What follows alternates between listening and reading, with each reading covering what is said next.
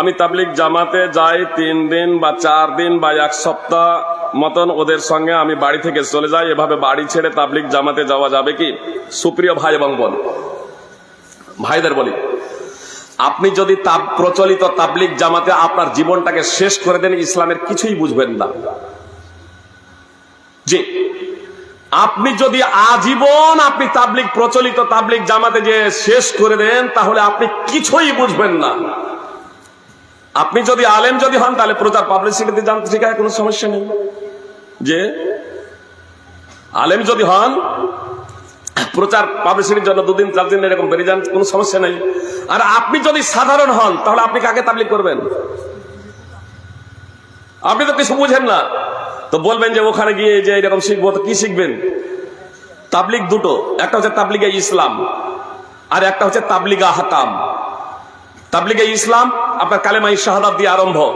সেটা আপনার যে কালেমাই শাহাদাত জানে না তাকে পাঠ করাতে হবে। আপনার মুসলিম বা যে সমস্ত মুসলমান বলে কিন্তু কালেমাই শাহাদাত বুঝে না, তাদেরকে দিতে হবে দাওয়াত। প্রচলিত তাবলিগ জামাতে আপনার মুসলিমকে দাওয়াত দিতে হবে, এটা তাদের ডায়েরিতে নেই।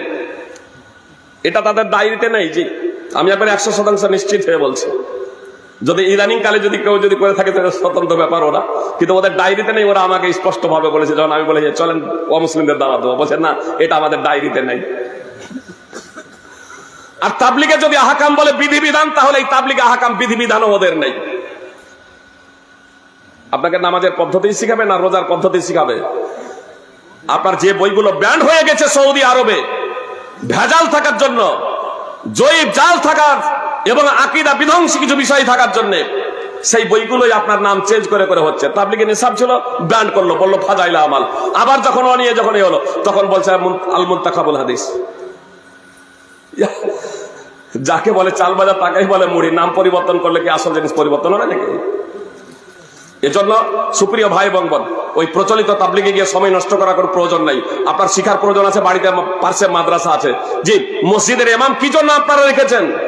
মসজিদের ইমামের কাছে শিখুন, মসজিদের ইমামের পাশে বসুন। কিন্তু মসজিদের ইমাম যখনই বলছেন যে আচ্ছা সূরা ফাতিহাটা বলেন তো, দোয়ায়ে সানাটা বলেন তো, রুকুর দোয়া সাজদার দোয়া বলুন তো, তখন এবার পালাতে শুরু করছে। আরে শিখুন ভাই, জানুন।